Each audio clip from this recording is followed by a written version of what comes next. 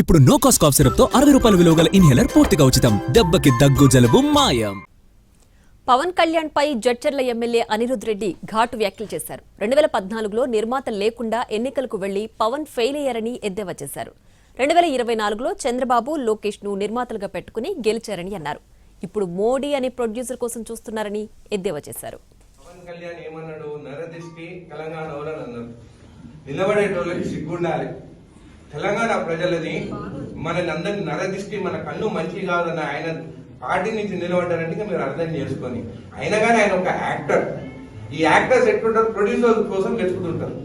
అంటే ప్రొడ్యూసర్స్ పైసలు పెడితే యాక్టింగ్ చేస్తారు. 2019లో వితౌట్ ప్రొడ్యూసర్ పోయినాడు, ఒక సీట్ గెలవలేదు. దాని తర్వాత 2024లో ఒక ప్రొడ్యూసర్ చంద్రబాబు నాయుడుని వెతుకున్నాడు, కో ప్రొడ్యూసర్ లోకేష్ ని వెతుకున్నాడు, గెలిచిండు. మళ్ళీ ఇప్పుడు ఏం చేసిండు? అక్కడ అయిపోయింది. మంత్లీ ప్యాకేజ్ స్టార్, 1 స్టార్ అని పేరు తెచ్చుకున్నాడు.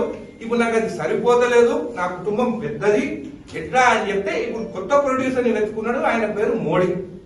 ఆ మోడీ ప్రొడక్షన్ లో ఇప్పుడు తెలంగాణకు రావాలని అనుకుంటున్నారు.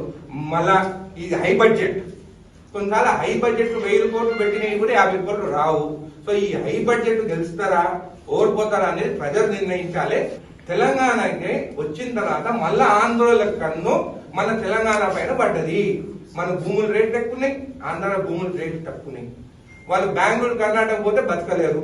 తెలంగాణ కోసం మనం అమాయకులము. వాళ్ళు ఏమన్నా నరదిష్టానన్నా కానీ మనం పడి వింటూ